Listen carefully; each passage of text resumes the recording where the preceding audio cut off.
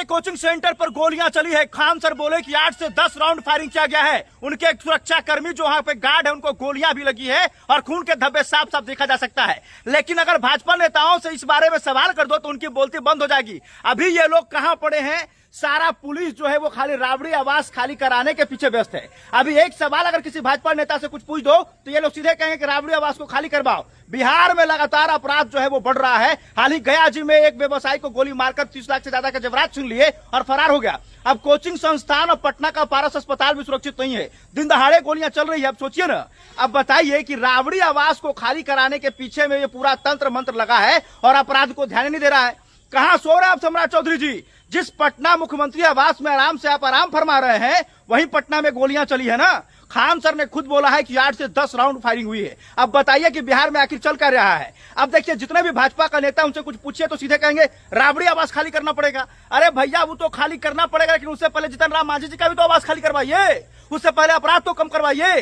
कहां गए सम्राट चौधरी जी? मुरेठा बांध कर ये चिल्ला चिल्ला कर कहते थे कि बिहार में अपराधी जो है वो फरार हो जाएगा, बिहार से अपराधी गायब हो जाएगा और जो गायब नहीं होगा उसका एनकाउंटर करेंगे। हर जगह गोलियां चल रही है। गया जी में जो घटना हुई, व्यवसायी से जो लूट हुई, गोली मार दी गई उसको, आज तक उस केस का खुलासा नहीं हो पाया है। लगभग एक सप्ताह बीतने को है। अब देखिए, पटना में जो है वो कोचिंग संचालक जो है वो खान सर है, उनके संस्थान पर गोलियां चली है, गार्ड को गोली लग गई। अब सोचिएगा, जो दिन में ये घटना हुआ होता, इतने सारे बच्चे पढ़ते हैं, क्या स्थिति होती, कितने लोगों को गोलियां लगती।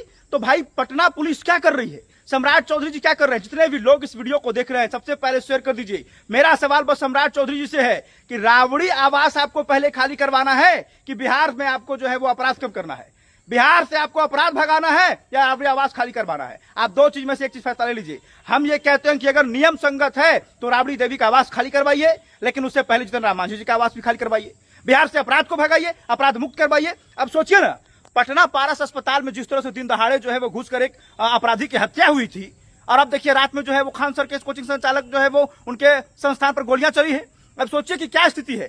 खान सर ने बयान जो दिया है वो भी जो है वो काफी हैरान कर रहा है। खान सर का आरोप है कि बगल के कोचिंग संस्थान वाले ने इस तरह का हरकत किया है। अब सवाल यहाँ पर यह है कि आखिर खान सर की लोकप्रियता से घबरा कौन रहा है? हालांकि ये तो नियति का खेल है, ये एक मानव का जो है वो नेचर है कि अगर आपका पड़ोसी को तरक्की कर रहा है तो बगल वाला पड़ोसी आपका टांग खींचने में लगा रहेगा, चाहे समर राठौर हो, चाहे खान सर हो, चाहे कोई हो।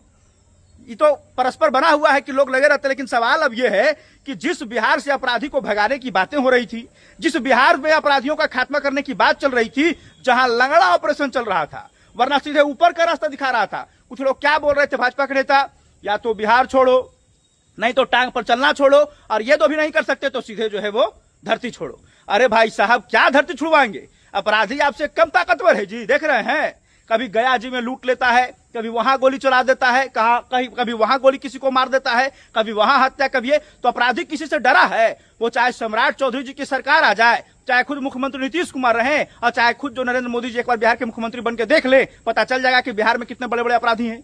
नहीं मान सकता कोई। हर रोज तो बालू माफिया घटना कर ही रहे हैं, पुलिस पर हमला हो ही रहा है, लोगों की जाने जा ही रही है।